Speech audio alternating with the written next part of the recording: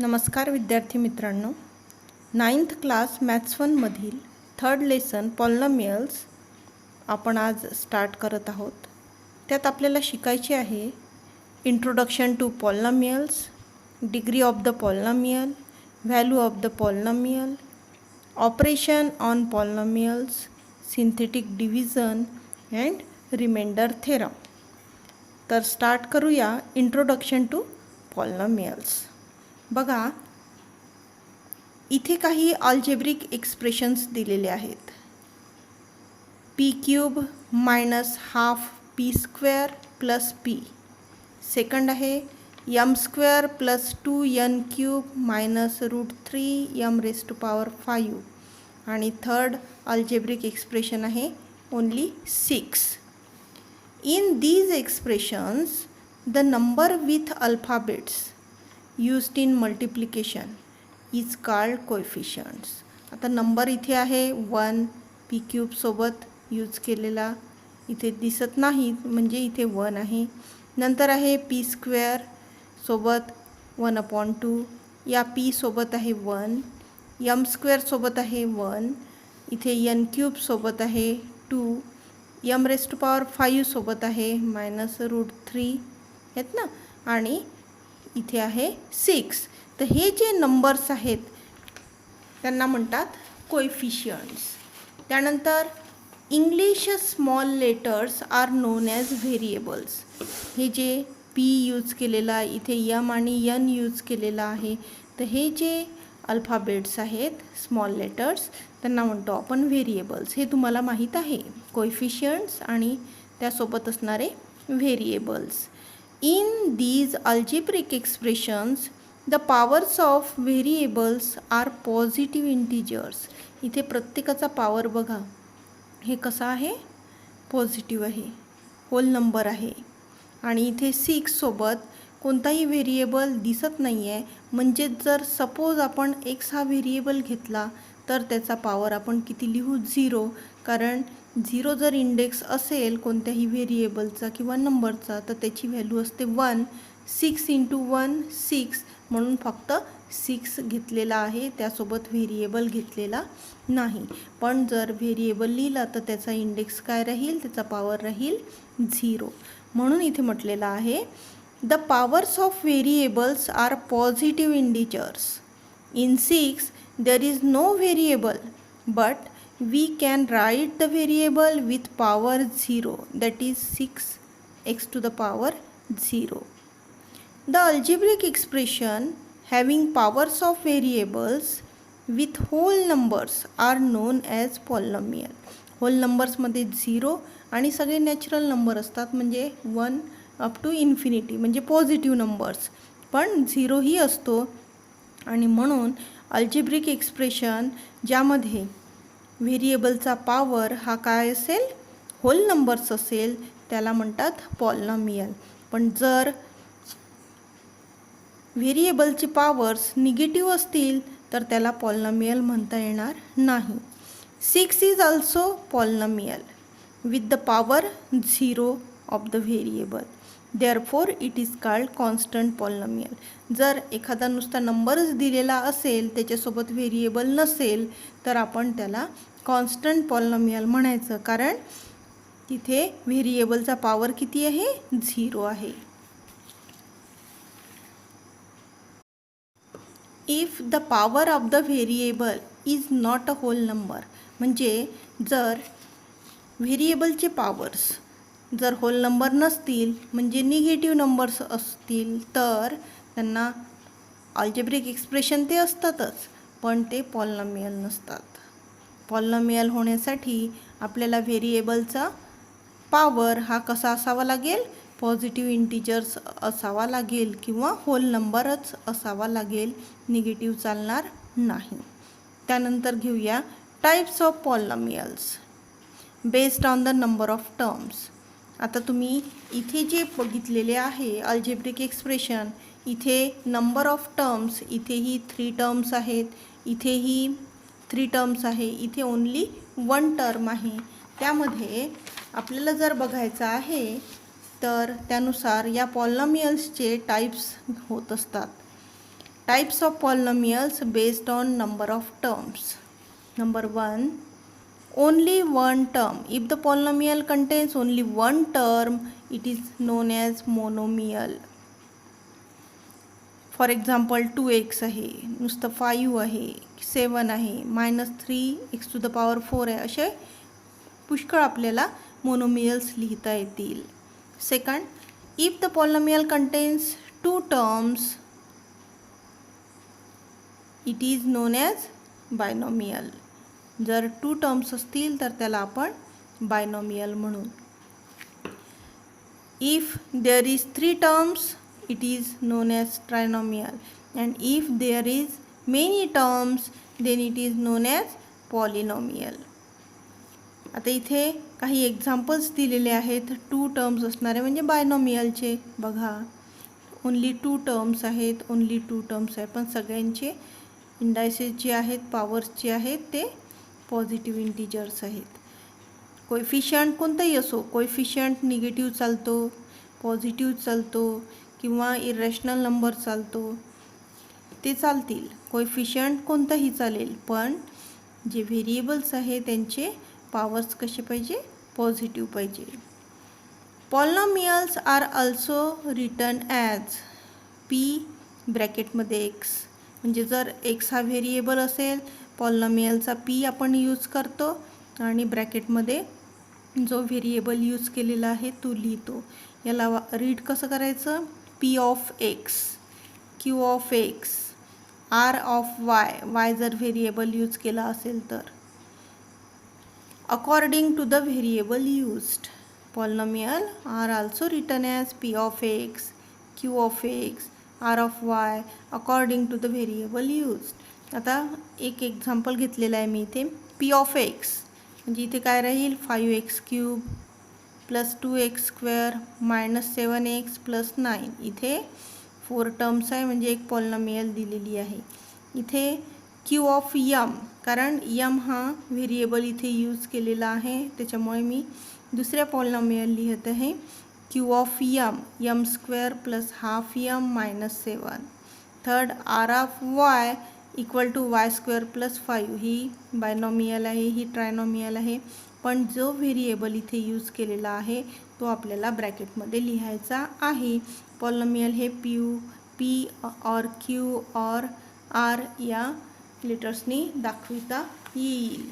त्यानंतर आहे portion degree of the polynomial in one variable. आता हे डिग्री काय आहे, तर त्यासाठी आपण यूज करत आहोत इन वन व्हेरिएबल. एकच व्हेरिएबल जर यूज केलेलं असेल पॉलिनॉमियलमध्ये तर त्याची डिग्री कशी ठरवायची किंवा कशी शोधायची. The highest power of the variable is called the degree of the polynomial. Very easy. The highest power. Example 2x⁴ -5x + 9. आता इथे 3 टर्म्स आहेत, ट्रायनॉमियल आहे, पण एक्सचा पॉवर बघा 7 आहे, इथे एक्सचा पॉवर 1 आहे, म्हणजे हायेस्ट पॉवर किती आहे, 7 आहे. The degree of the polynomial is 7. असं 1 मार्क्ससाठी आपल्याला लिहिता येईल किंवा फिल इन द ब्लँक्स जर विचारल्या तर लिहिता यायला हवं. Second, the degree of the polynomial 6. जी आपण सुरुवातीला अल्जेब्रिक एक्सप्रेशन जे 3 घेतले होते त्यात एक 6 होता नंबर, तर त्याचा व्हेरिएबलचा पॉवर हा 0 होता, कारण ओन्ली 6 आहे. 6 मीन्स 6x⁴ किंवा 6 किंवा कोणताही आपण व्हेरिएबल यूज केला त्याचा पॉवर 0.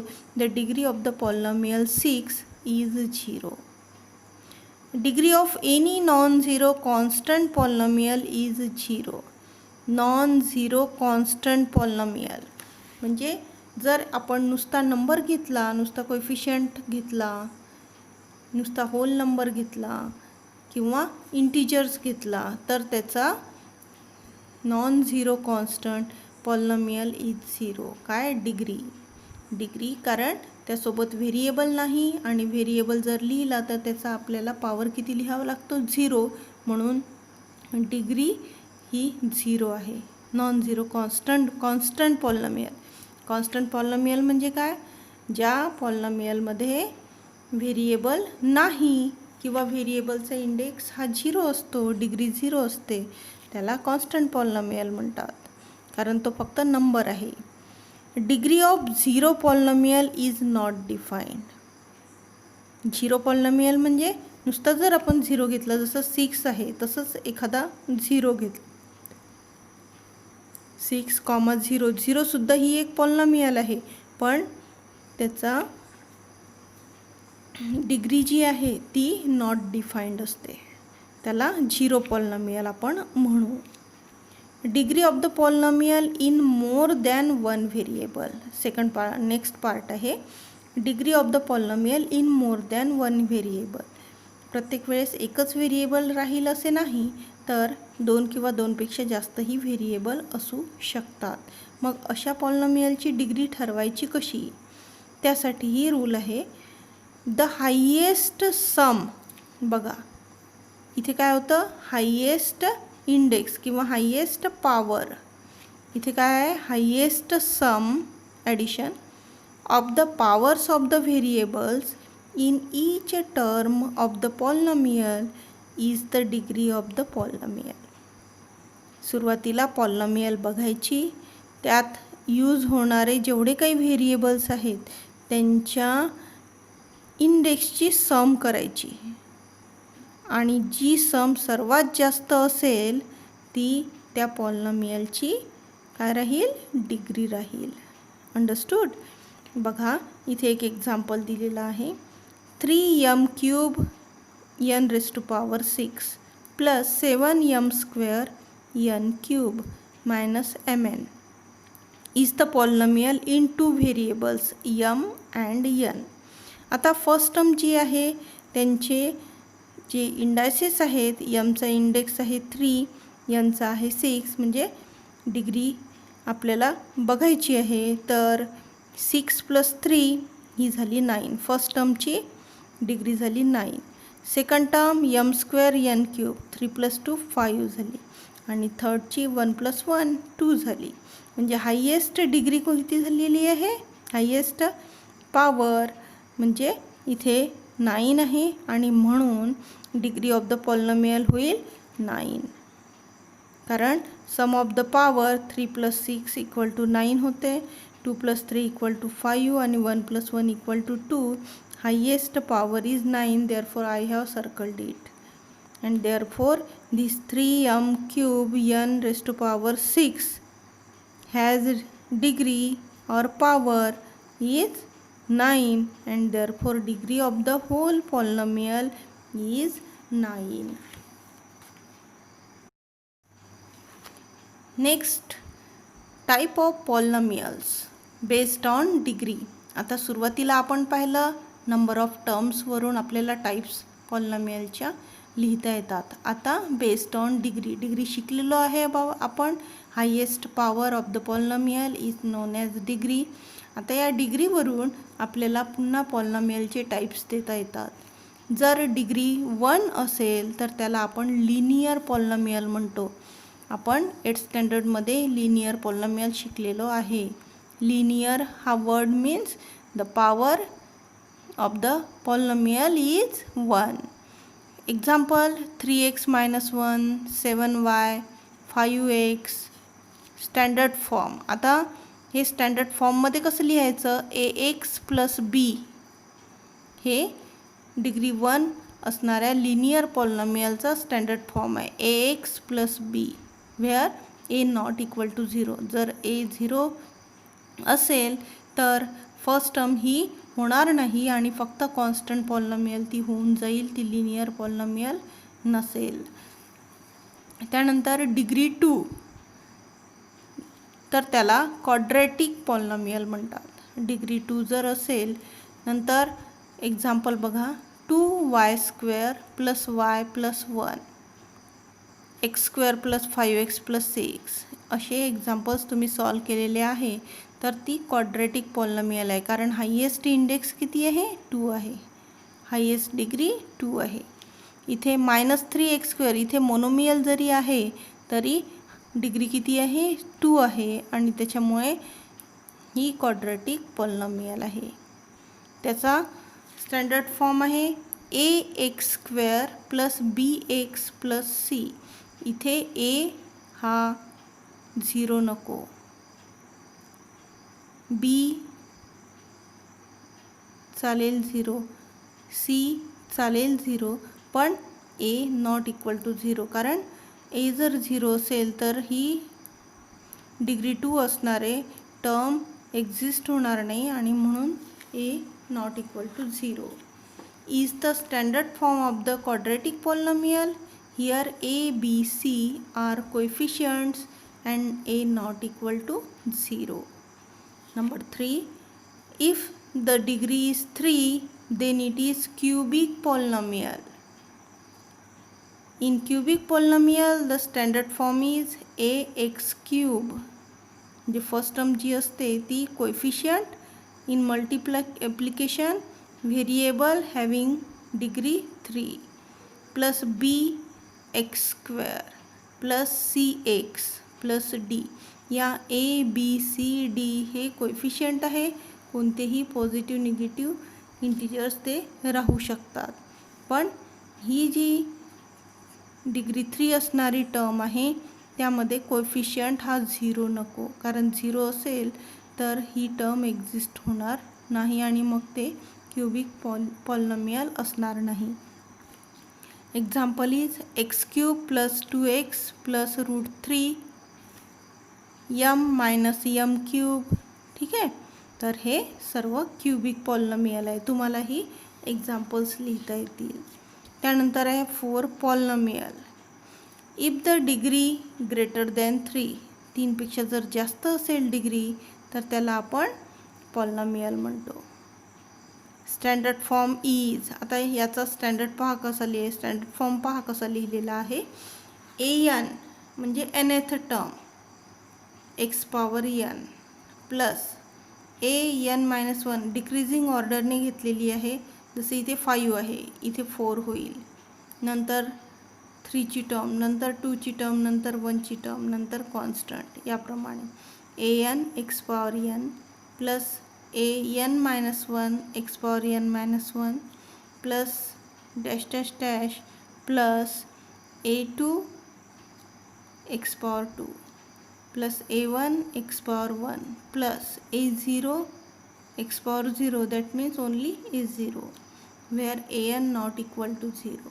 आणि an नॉट इक्वल टू 0 यासाठी म्हटलेलं आहे की ही nth टर्म एक्झिस्ट होणार नाही. Therefore an not equal to 0 ही आहे पॉलिनॉमियल.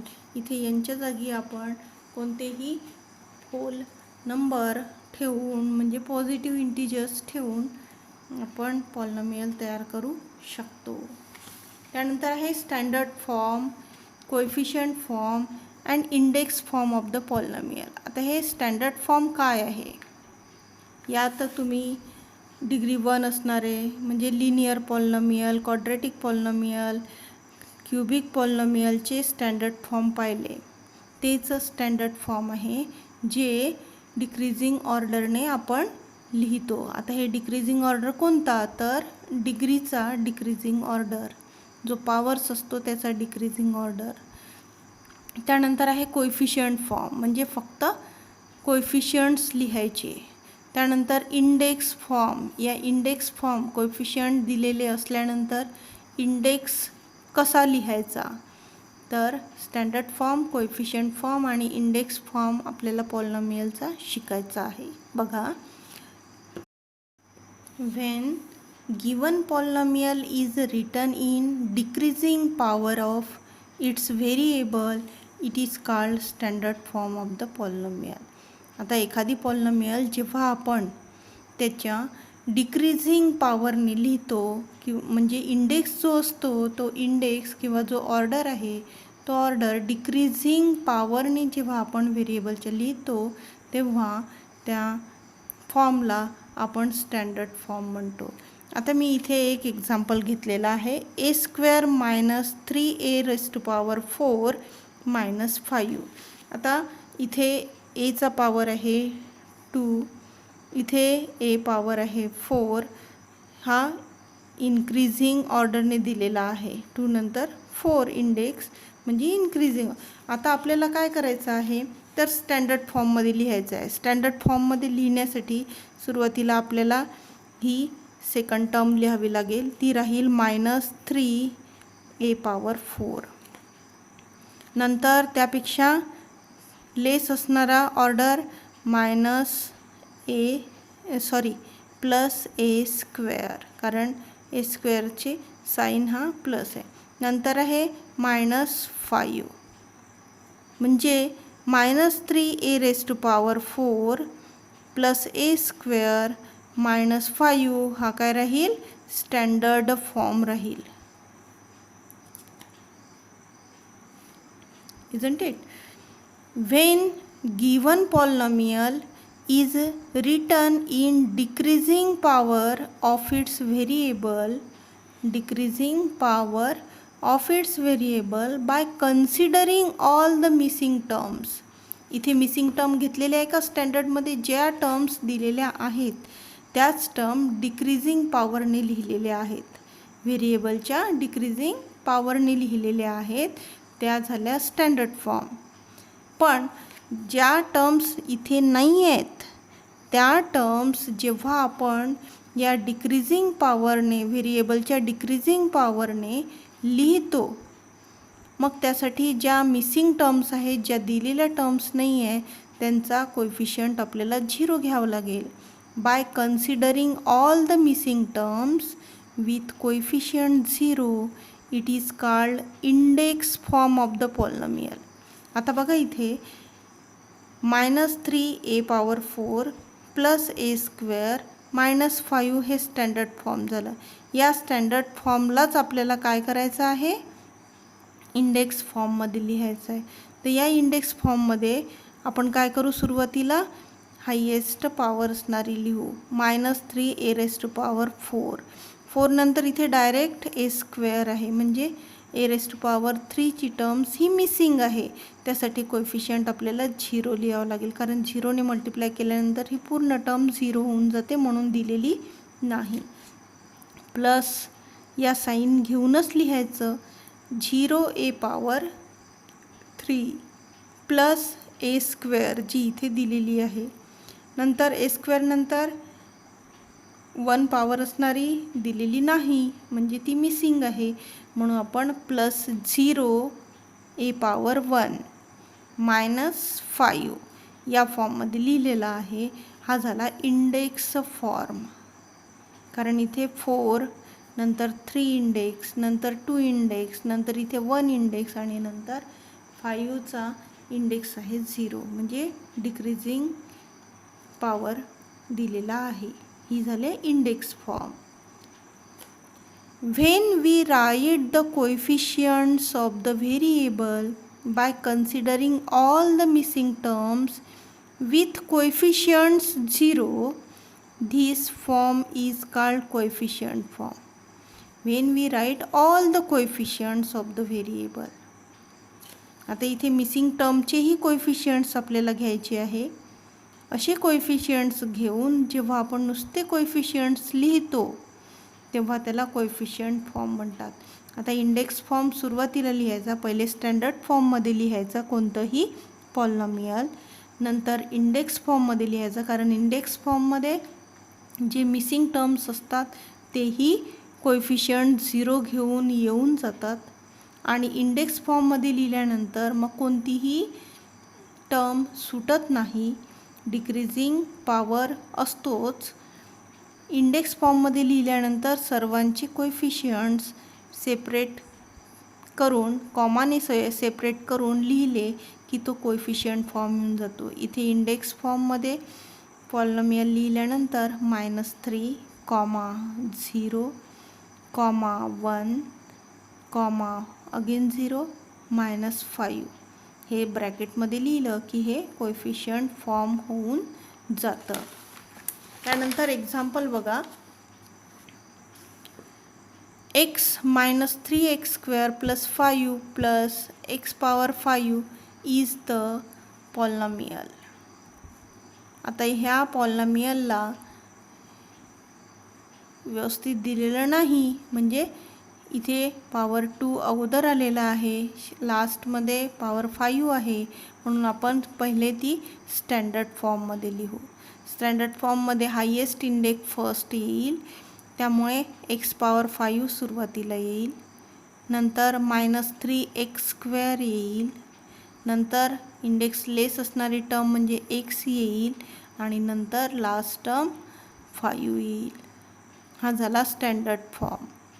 आता आपल्याला ती इंडेक्स फॉर्ममध्ये लिहायची आहे, म्हणजे मिसिंग टर्म्स आहेत पॉवर 4 असणारी, पॉवर 3 असणारी. तर ह्या मिसिंग टर्म्स ज्या आहेत त्या आपल्याला कोएफिशियंट 0 घेऊन लिहायचे आहेत. त्यामुळे होईल सुरुवातीला x पॉवर 5 येईल plus 0x power 4 plus 0x power 3 -3x² plus x and plus 5 असं आपल्याला लिहावं लागेल. या इंडेक्स फॉर्ममध्ये मिसिंग टर्म्स विथ कोएफिशियंट 0 आलेल्या आहेत. त्यानंतर आता इथे कोएफिशियंट फॉर्ममध्ये आपल्याला कसं लिहायचं आहे, तर कोएफिशियंट फॉर्ममध्ये आपल्याला ब्रॅकेटमध्ये लिहायचं आहे या सर्वांचे कोएफिशियंट्स. त्यामध्ये एक्स पॉवर 5चा कोएफिशियंट 1 आला आहे, एक्स पॉवर 4चा कोएफिशियंट 0 आला आहे, x³ कोएफिशियंट पुन्हा 0 आला आहे, x² कोएफिशियंट -3 आला आहे आणि एक्सचा कोएफिशियंट 1 आला आहे आणि लास्ट टर्म आहे 5 कॉन्स्टंट, तर 5 आलेला आहे. हे सर्व कोएफिशियंट्स लिहिले आणि कॉमा देऊन सेपरेटली लिहिले की ब्रॅकेटमध्ये लिहिलेला फॉर्म जो असतो त्याला कोएफिशियंट फॉर्म म्हणतात. त्यानंतर इथे काउंट करा, हे नंबर ऑफ कोएफिशियंट्स किती आहे, तर नंबर ऑफ कोएफिशियंट्स इथे आहेत 6 आणि इथे इंडेक्स बघा, या हायेस्ट इंडेक्स आहे 5, म्हणजे कोएफिशियंट्स आहेत 6 टोटल आणि इंडेक्स हायेस्ट इंडेक्स आहे 5, म्हणजे कोएफिशियंटपेक्षा इंडेक्स हा 1ने लेस असतो. Number of coefficient is 6, therefore degree of the polynomial equal to 5. 6 - 1 = 5. म्हणजे हायेस्ट डिग्री जी असते ती कोएफिशियंट्सपेक्षा 1ने लेस असते. आणि कोएफिशियंट्स किती असतात कोणत्याही पॉलिनॉमियलचे, तर जेवढी डिग्री असते त्यापेक्षा 1 जास्त असतो. 1 जास्त का, तर हा कॉन्स्टंट जो असतो शेवटचा तो यामध्ये आलेला असतो कोएफिशियंटमध्ये आणि त्याच्यामुळे डिग्री ही 1ने लेस असते कोएफिशियंट्स, नंबर ऑफ कोएफिशियंट्सपेक्षा. इतकं लक्षात ठेवा.